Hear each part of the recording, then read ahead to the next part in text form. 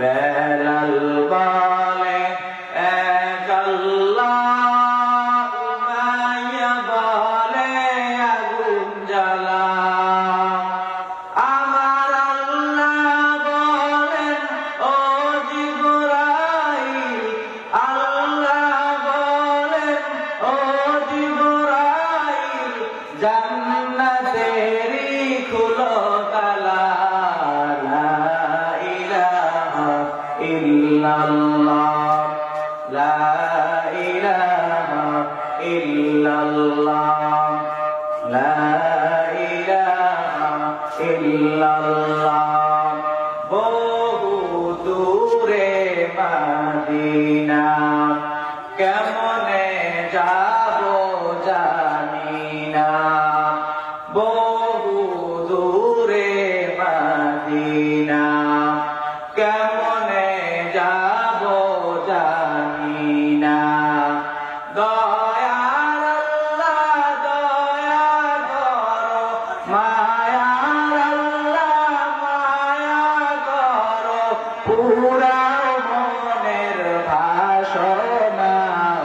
লা ইলাহা ইল্লাল্লাহ, লা ইলাহা ইল্লাল্লাহ। ইব্রাহিম বলেন এক আল্লাহ, নমরুদ বলে বারাও জ্বালা। ইব্রাহিম বলেন এক আল্লাহ, নমরুদ বলে আগুন জ্বালা। আমার আল্লাহ বলেন ও জিবরাইল, আল্লাহ বলেন ও জিবরাইল, জান্নাতেরই খুলো তালা। লা ইলাহা ইল্লাল্লাহ, লা ইলাহা ইল্লাল্লাহ, লা ইলাহা ইল্লাল্লাহ, মুহাম্মাদুর রাসূলুল্লাহ। মোমেন জুবেদা নকশ কাফে পায় নবী হো, মোমেন জুবেদা নকশ কাফে পায় নবী হো। वज़ीर कदम आजम आलम का खजीना, वज़ीर कदम आजम आलम का खजीना। الحمد لمن قدر خيرا وخبالا، الحمد لمن قدر خيرا وخبالا، والشكر لمن صور حسنا وجمالا، والشكر لمن صور حسنا وجمالا. لا تشرك بالله ولا رب سواه، لا تشرك بالله ولا رب سواه، لا مانع لها جبل الله تعالى، لا مانع لها جبل الله تعالى. الحمد لله. দয়াময় রব্বুল আলামিনের দরবারে অসংখ্য শুকর ও সুজুদ যে আল্লাহ রব্বুল আলামিন আমাদেরকে নাজুক পরিস্থিতির মধ্যেও আল্লাহ তাআলা কালাম থেকে কিছু কথা বলার এবং আপনাদেরকে শ্রবণ করার তৌফিক দান করেছেন। সে মহান মনিবের দরবারে কালিমাতুশ শুকর আদায় করছি, আলহামদুলিল্লাহ। সম্মানিত হাজিরিন, আমি আপনাদের সম্মুখে পবিত্র কালামে হাকিমের সূরা আনকাবুতের 45 নম্বর আয়াতের একটি অংশ পড়েছি। বিশ্ব নবী, শ্রেষ্ঠ নবী, মায়ার নবী, জিন্দা নবী, হায়াতুন নবী হযরত মুহাম্মদ মুস্তাফা সাল্লাল্লাহু আলাইহি ওয়াসাল্লামের অসংখ্য অগণিত শরীফ থেকে এক টুকরা হাদিস পাঠ করেছি। চেষ্টা করব অল্প সময়ে আয়াত এবং হাদিস খানাকে সামনে রেখে কিছু কথা বলা। ওয়া মা তাওফীক ইল্লা বিল্লাহ। সম্মানিত উপস্থিতি, আমার তিলাওয়াতকৃত আয়াতের ভিতরে আল্লাহ রাব্বুল আলামিন বলেন, উতলু মা উহিয়া ইলাইকা মিনাল কিতাব আকিমিস সালাহ। হে পয়গম্বর, আপনার উপরে আপনার প্রভুর পক্ষ থেকে যে আয়াত, যে কোরআন নাযিল হয়েছে, এই কোরআন আপনি পাঠ করেন, পড়েন এবং নামাজ কায়েম করেন। ইন্নাস সালাতা তানহা আনিল ফাহশাই ওয়াল মুনকার।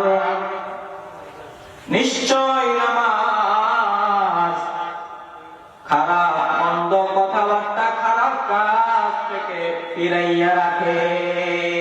আল্লাহ তাআলা বলেন। হাদিস শরীফের ভিতরে মায়ার নবী রাহমাতুল লিল আলামিন বলেন, আউয়ালু মা ইউহাসাবু বিহিল আবদু ইয়াউমাল কিয়ামাতিস সালাহ। কিয়ামতের দিন সর্বপ্রথম বান্দার থেকে বান্দার নামাজের হিসাব নেওয়া হবে। এখন যদি আমার নামাজ ঠিক না থাকে, আমি হিসাব দিব কিভাবে? যদি আমি নামাজ না পড়ি, কিভাবে আল্লাহ তাআলার দরবারে হিসাব দিব? আল্লাহ তাআলার কাঠগড়ায় কিভাবে দাঁড়াবো?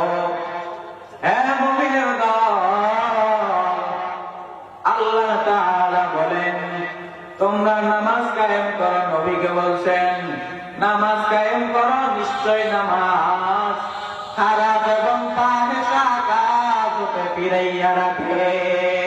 মকুন সুস্তি নামাজে পাঞ্জগানা ফাওয়াইলুল লিল মুসাল্লিন আল্লাযীনা মুমিনারা ইনামাজ এমদাদে দা ইস্তাঈনু আয়াতে কুরআন বাখা আয়াতে কদ আফলাহা আয়াতে কুন গৌরকুন্দার মানিয়াদ দিল শাদ কুন।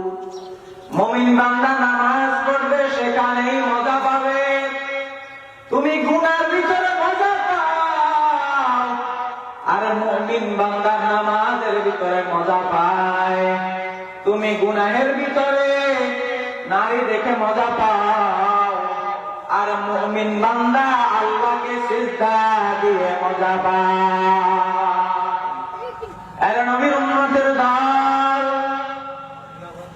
মায়ার নবী রাহমাতুল লিল আলামিন এর সাহাবায়ে কেরাম নবীকে এসে বলেন, ইয়া রাসূলুল্লাহ, অমুক একজন মুসলমান নতুন মুসলমান হয়েছে রে নবী, কিন্তু সে নামাজও পড়ে আবার চুরিও করে, নামাজও পড়ে আবার গুনাহও করে। মায়ার নবী রাহমাতুল লিল আলামিন ডাক দিয়া কয়, সাহাবায়ে কেরাম, বলতে চাও কি সেটাই বলে দাও। সাহাবায়ে কেরাম ডাক দিয়া কয়, রাসূল, তাকে যদি একটু শায়েস্তা করতেন তাহলে হয়তো ঠিক হয়ে যাইত। রহমতের নবী আমার ডাক দিয়া বলে, ও সাহাবায়ে কেরাম, বান্দা নতুন মুসলমান হয়েছে, বান্দা নামাজ পড়ে ঠিক, কিন্তু নামাজ ঠিক হয় নাই। নামাজ যখন ঠিক হয়ে যাবে, বান্দার সব কিছু ঠিক হয়ে যাবে। কেমন মায়ার নবী আমার, রহমতের নবী। একজন চোর রহমতের নবীর কাছে আসলেন, আসার পর সে নিজেই বলতেছে নবী আমি কয়েকটা গুনাহ করি, তোর মধ্যে কয়েকটার ভিতরে আমি চুরি করি, আমি জিনা করি রে নবী, আমি নামাজ পড়ি না। কয়েকটা গুনাহের কথা সে নবীর সামনে বলল। আর বলে নবীজি আমি সব গুনাহ থেকে একসাথে বের হইতে পারবো না, আপনি আমাকে এমন ঔষধ দেন যে আমি একটা ওষুধের মাধ্যমে সব কিছু থেকে বাইরে হইতে পারি। একটা একটা করে ওষুধ দিবেন।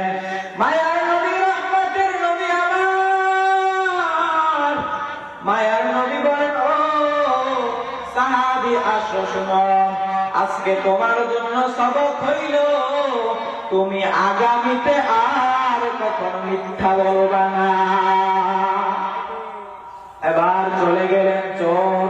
যে আমার চোরের অন্তরে অন্তরে কল্পনা এটাই, আজকে যে চুরি করব এটা নবীও জানে, কারণ আমি নবীকে তো বলছি আমি চুরি করি, আমি জিনা করি, আমি গুনাহ করি, এবং নবী তো আমাকে শুধু মিথ্যা থেকে বাঁচতে বলেছেন, বাকিগুলাতে থেকে তো বাঁচতে বলেন নাই।